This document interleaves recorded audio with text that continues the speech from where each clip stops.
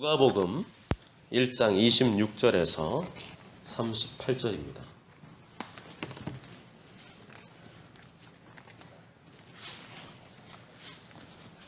한 절씩 교독해서 읽겠습니다.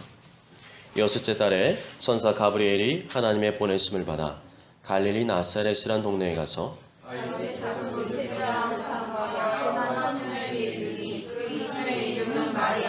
그에게 들어가 이르되 은혜를 받은 자여 평안할지어다. 주께서 너와 함께 하시도다 하니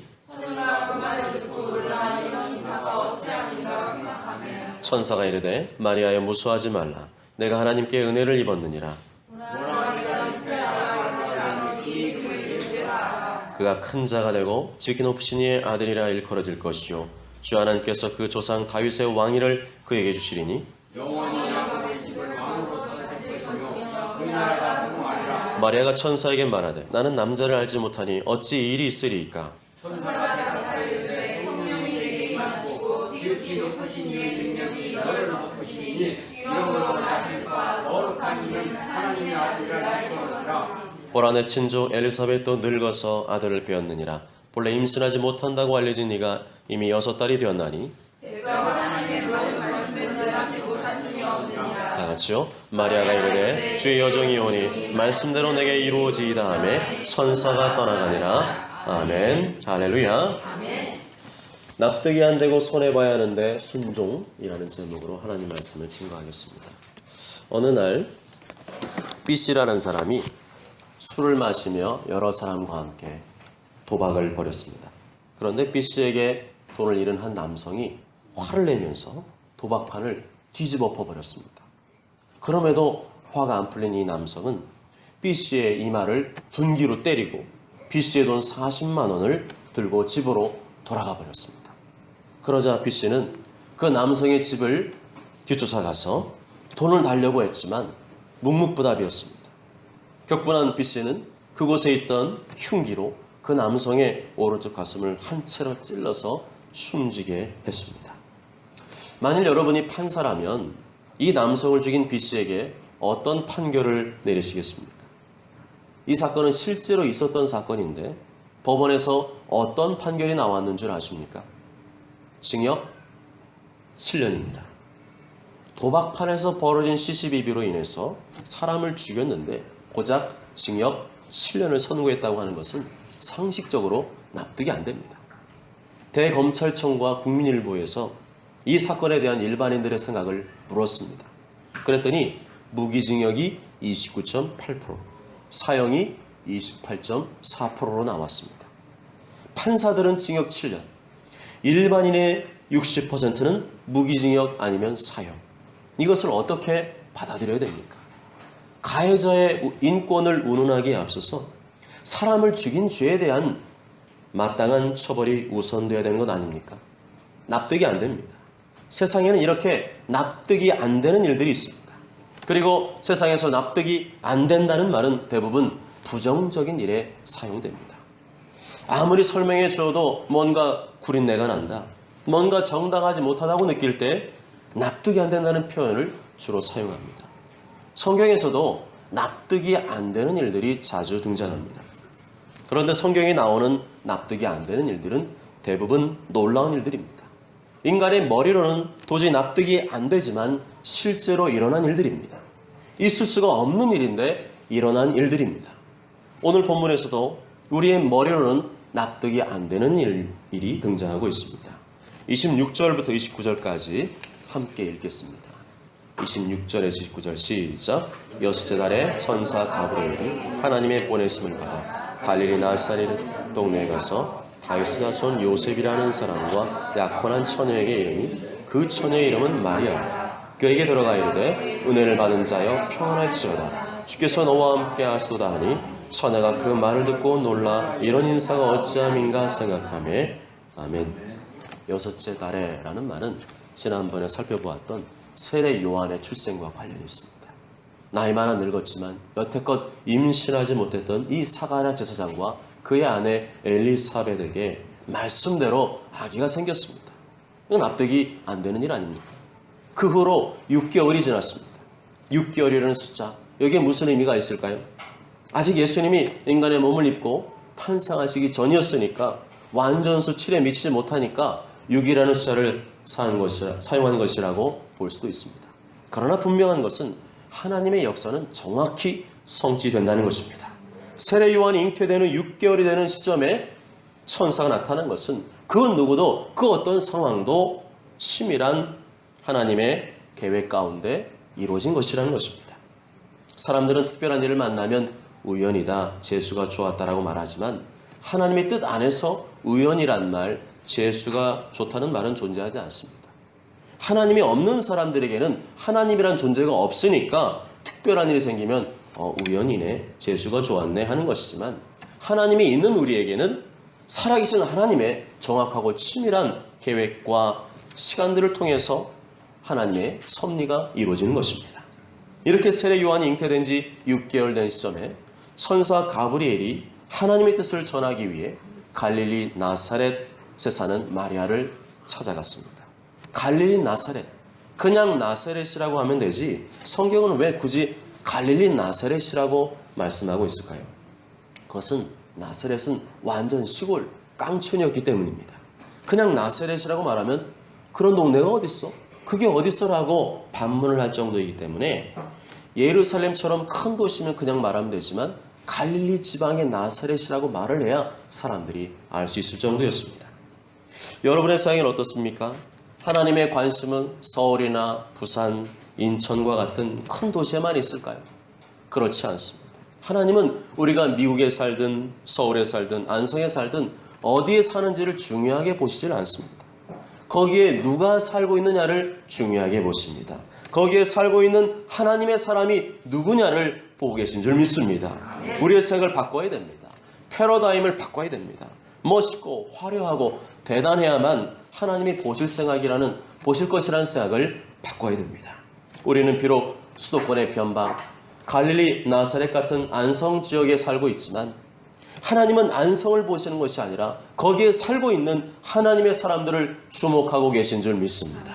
이 자리에 앉아있는 저와 여러분을 주목하고 계시는 줄 믿습니다. 세상 사람들은 내가 멋진 집에 살고 좋은 차를 타고 훌륭한 직업을 갖고 있어야 쳐다보고 주목하지만 하나님은 그렇지 않습니다. 하나님의 생각은 인간의 생각과 다릅니다.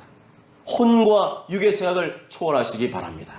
혼과 육의 생각을 초월하지 못하면 믿음이 자라지 않습니다. 성장하지 않습니다. 맨날 광야에서 뱅뱅 돌게 됩니다. 혼과 육에 매여서 영적인 세계, 믿음의 세계를 소망하지도 경험하지도 못하게 됩니다. 세상적인 눈을 버리고 영적인 눈으로 바라봐야 됩니다. 영적인 눈으로 나를 바라보고 영적인 눈으로 우리 가족을 바라보고 영적인 눈으로 우리 교회를 바라봐야 합니다. 그러한 영적인 눈이 없었던 이스라엘 백성들은 광야에서 원망하고 불평하다가 죽게 되었습니다. 지금 잘 되고 있는 것 같습니까? 아무 문제가 없는 것 같습니까? 겉으로 잘 된다고, 겉으로 아무 문제가 없다고 내 영혼까지 잘 되고 있는 것은 아닙니다. 순서가 정확해야 됩니다. 성경에서는 순서와 질서가 중요합니다. 맨 먼저 영혼이 잘 돼야 됩니다. 그 다음에 범사가 잘 되고 강건한 축복이 임하는 것이 정상입니다. 그렇지 않은 것은 다 비정상이죠. 하나님은 겉으로 잘 나가는 예루살렘을 바라보신 것이 아니라 볼품없고 형편없는 나사렛을 주목하셨습니다. 그리고 거기 살고 있는 하나님의 사람 마리아를 주목하셨습니다. 하나님은 마리아가 없는 큰 도시 예루살렘에 가브리엘 천사를 보내신 것이 아니라 마리아가 살고 있는 작은 시골 변방 나사렛에 가브리엘 천사를 보내셨습니다. 하나님께는 마리아 같은 믿음의 사람이 중요한 것입니다. 내 나이가 어때서? 내 나이가 어때서? 내 학벌이 어때서? 내 월급이 어때서? 내 집이 어때서? 내 차가 어때서? 이런 말은 성경적입니다. 하나님은 그런 외적인 것에 별반 관심이 없습니다. 하나님은 우리의 영적인 상태, 우리의 믿음을 보고 계신 줄 믿습니다. 누가복음 18장 8절에 내가 너에게 이르노니 속히 그 원한을 풀어주시리라. 그러나 인자가 올 때 세상에서 믿음을 보겠느냐 하시니라. 나의 죄를 대신해 십자가에 죽으시고 부활하신 예수님이 이 땅에 다시 오십니다. 점점 더 가까워져 오고 있습니다. 그런데 오실 때 나의 겉사람을 보시지 않습니다. 껍데기를 보시지 않습니다. 그런 거 안 보십니다. 그 대신에 내가 얼마나 믿음이 있는가를 보십니다. 아멘. 인자가 올 때 세상에서 믿음을 보겠느냐? 믿음을 보시겠다는 겁니다. 껍데기를 보시는 것이 아니라 내 속을 보시겠다는 것입니다. 내 속에 있는 믿음을 보시겠다는 것입니다. 아멘. 왜 하나님께서 가브리엘 천사를 나사렛으로 보내셨습니까? 마리아의 겉사람을 보고 보내셨습니까? 마리아가 가진 뭔가를 보고 보내셨습니까? 아닙니다. 마리아의 속사람을 보고 보내셨습니다. 마리아의 영적 상태, 마리아의 믿음을 보고 천사를 보내셨습니다. 우리가 마리아 같은 믿음을 가진 자가 되면 가브리엘 천사를 보내실 줄 믿습니다. 미가엘도 보내실 줄 믿습니다. 내가 서울에 살건 어디에 살건 뭘 먹고 살건 그런 것과 상관없이 하나님 보시기에 합당한 믿음으로 살면 되는 것입니다. 20절에 보면 마리아는 요셉이라는 남자와 약혼한 사이였습니다. 그러나 처녀였습니다. 20년 전만 해도 결혼하기 전까지 순결을 지켜야 된다는 생각이 대세였습니다. 그러나 요즘에는 그렇지 않습니다. 우리는 약혼했으니까 이제 우린 부부야. 우리는 사랑하는 사이니까 부부나 마찬가지야. 그러니까 같이 자도 돼. 같이 동거해도 돼. 사탄의 소리입니다. 성적 자기 권리, 자기 취향이라고요? 정신 차려야 됩니다. 당신은 하나님이 아닙니다. 당신은 하나님의 피조물입니다. 아멘. 세상은 공중권세 잡은 사탄 마귀의 권세에 지배를 받고 있습니다. 우리가 세상을 떠나 살 수 없기 때문에 영적 분별력을 가지고 살아야 됩니다. 이것이 마귀의 소리인지 이것이 하나님의 소리인지 잘 분별을 해야 됩니다. 마귀의 소리를 따라가면 망하는 길로 가는 것입니다. 하나님의 법에 불순종하게 되고 불순종하게 되면 그때부터 합법적으로 마귀가 우리 심령에 들어오게 됩니다. 그리고 내 인생을 조종하고 짓밟기 시작합니다. 마귀가 주는 고통과 괴로움을 경험하게 됩니다. 결혼 전에 순결을 이뤄도 괜찮다는 것, 결혼 전이라도 사랑하면 동거를 해도 되고 성관계를 맺어도 괜찮다는 것 전부 다 불법입니다. 우리는 하나님의 법을 따르는 사람들입니다. 예수님이 이 땅에 다시 오실 때 이에 대해서 심판하실 것입니다. 만일 그러지 못한 삶을 살았다면 우리는 회개해야 됩니다. 성경에서 말하는 성관계는 합법적인 결혼관계 이외에는 허용되지 않습니다. 무슨 이유를 대든 이와 반대되는 소리를 하는 사람이 있다면 그 사람 밑바닥에는 그 사람의 밑바닥 마음속에는 하나님의 뜻보다는 육체의 욕심과 정욕이 우선인 것입니다. 마귀는 신성하고 거룩한 결혼관계를 파괴하기 위해 안달이 나 있습니다. 결혼이 파괴되고 가정이 파괴돼야 생육하고 번성하지 못하기 때문입니다. 하나님 뜻이 이 땅에 실현되지 못하도록 점점 더 마귀는 발화를 하고 있습니다. 그렇습니다. 우리가 이 땅에서 지켜야 될 것은 거룩과 정결입니다. 하나님은 당신의 말씀을 지키고 파수하는 마리아에게 가브리엘 천사를 보내셨습니다. 거룩과 정결을 지키는 마리아에게 천사를 보내셨습니다. 따라해 보실까요? 성공보다 거룩입니다. 돈보다 거룩입니다. 거룩을 잃으면 믿음을 잃는 것입니다. 거룩이 믿음이고 믿음이 거룩입니다. 아멘.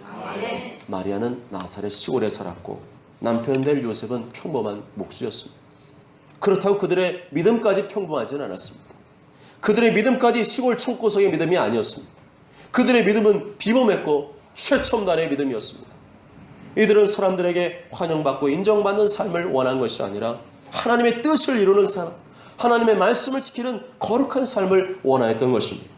그런 그들에게 천사를 보내줬습니다. 할렐루야. 이런 마리아에게 28절에 천사가 뭐라고 축복의 말을 했습니까?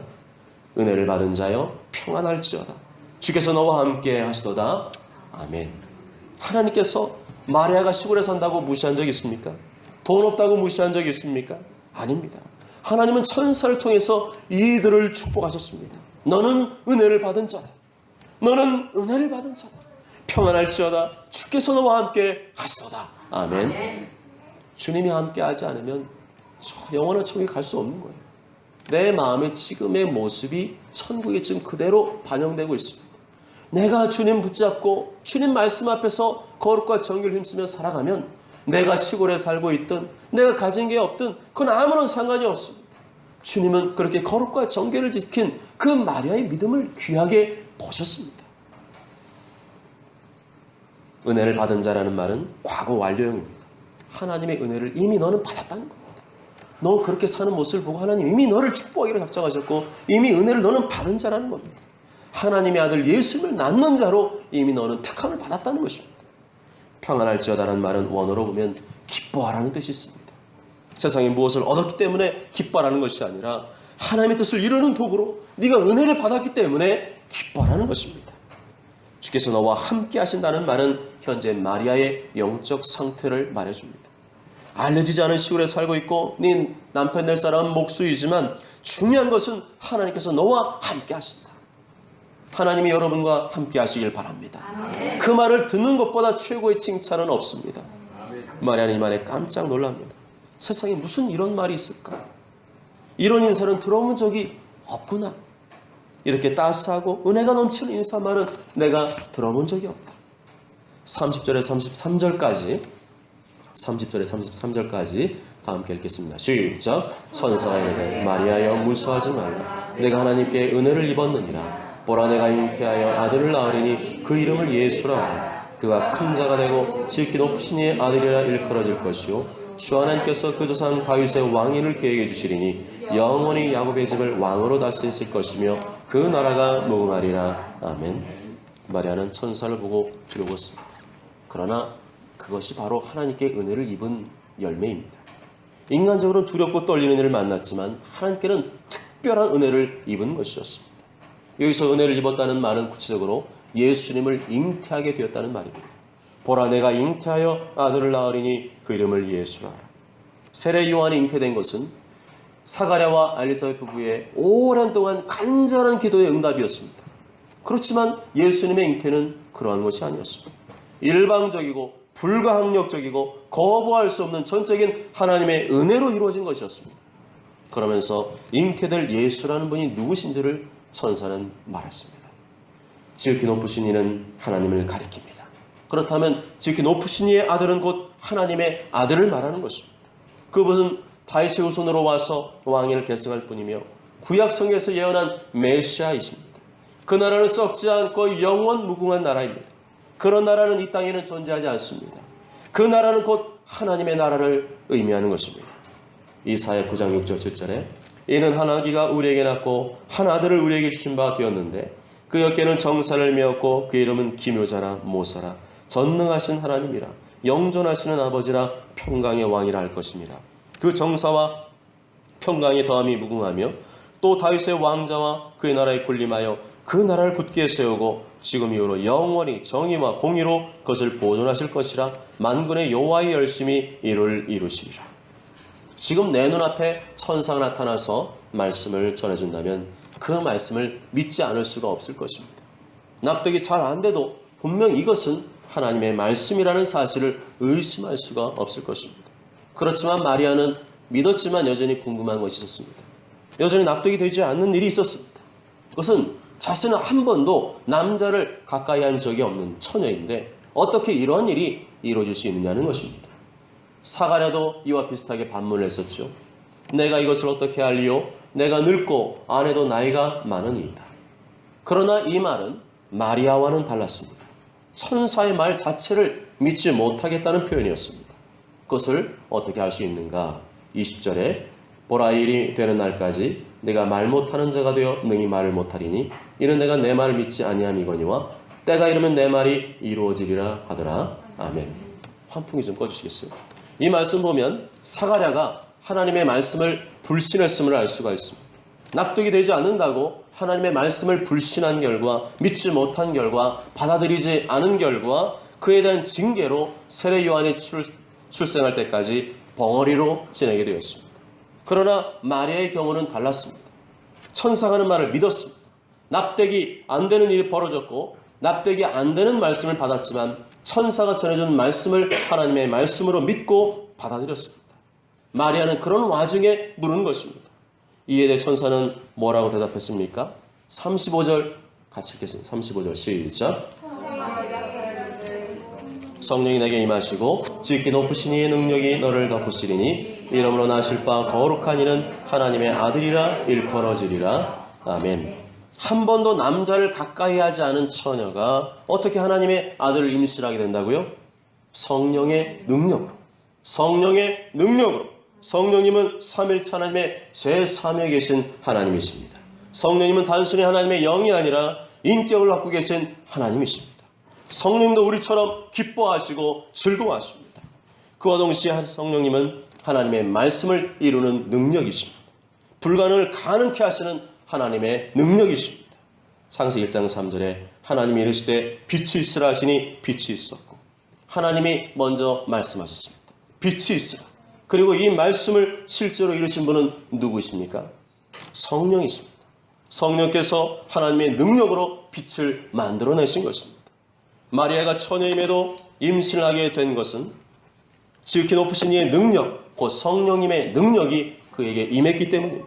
성령님이 임하시면 납득이 안 되는 일이 실제가 됩니다. 성령님이 임하시면 불가능이 가능하게 됩니다. 믿으시면 아멘.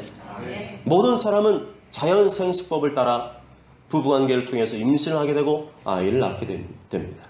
그렇지만 하나님의 아들 예수님은 성령의 능력으로 초자연적인 방법으로 출산하게 되었음을 말씀해 주고 있습니다. 그렇기 때문에 예수님은 인간의 모습으로 나타나셨지만 범죄한 아담 이후로 유일하게 죄 없는 인간, 흠도 없고 점도 없는 재물, 참 하나님이면서 참 사람으로서 십자가 위에서 피 흘려 죽으신 것입니다. 여러분, 어떠한 불가능한 현실 앞에 두려워하고 계십니까? 어떠한 납득이 안 되는 일로 괴로워하고 계십니까? 그것을 뚫고 돌파할 수 있는 능력이 성령님께 있는 줄 믿습니다. 안 된다고 낙심하지 말고 조급하게 서두르지 말고 성령님이 나에게 임할 때까지, 지극히 높으신 이의 능력이 나를 덮을 때까지 잠잠히 참고 기다리시기 바랍니다. 안 되는 것을 어거지로 하면 할수록 문제가 터지는 것입니다. 하나님의 일을 왜 자꾸 내가 하려고 합니까? 내 인생을 왜 내 욕심대로 이루려고 합니까? 왜 꼭 그렇게 돼야 된다고 발버둥 치십니까? 사람을 따라하기 때문에 그렇습니다. 시대와 환경을 따라하기 때문에 그렇습니다. 그렇게 안 되면 뭐 어디가 덧납니까? 하나님께 맡기십시오. 하나님께 맡기십시오. 성령의 능력이 임할 때까지, 지극히 높으신 이의 능력이 임할 때까지 오버하지 말고 하나님께서 하시는 일을 바라보며 거기에 맞춰 순종하십시오. 내 속에 성령님의 감동이 없는 것이 문제입니다. 하나님께서 열어주시는 만큼만 따라가면 되는데 마음이 앞서기 때문에 문제입니다. 사도행전 1장 4절과 5절에 예루살렘 떠나지 말고 내게서 들은 바 아버지께서 약속하신 것을 기다리라. 요한은 물로 세례를 베풀었으나 너희는 몇 날이 못되어 성령으로 세례를 받으리라 말씀합니다. 성령 충만을 받기 전까지는 아무리 해봐야 안 된다는 것입니다. 성령 충만을 받아야, 성령님 충만이 임해야, 지극히 높으신 이의 능력이 나를 덮어야 하나님의 뜻을 이루고 감당할 수 있다는 것입니다. 뭐든지 하나님의 뜻을 앞세워 그 뜻을 이루기 위해 성령님을 구하십시오. 내 뜻, 내 욕심을 이루기 위해 성령님을 구하지 마시고 아버지의 뜻, 하나님의 뜻을 앞세워 그 뜻을 이룰 수 있도록 성령의 충만함을 구하십시오. 한 영혼을 전도할 수 있도록, 가난하고 불쌍한 영혼을 섬길 수 있도록, 전세에 나가 복음을 전하는 선교사님들을 도울 수 있도록, 어렵고 힘든 개척교회를 도울 수 있도록, 우리 교회가 이 지역을 더 잘 섬길 수 있도록 성령 충만을 구하십시오. 때가 되면 임할 것입니다. 때가 되면 역사하실 것입니다. 그러기 위해서는 기도해야 됩니다. 성령 충만 받기 위해서는 합심해서 기도해야 됩니다. 마음을 같이하여 오로지 기도에 힘쓴 결과 오순절날에 강력한 성령의 불세례가 임한 줄 믿습니다. 36절에서 38절까지 읽겠습니다. 36절에 38절 시작.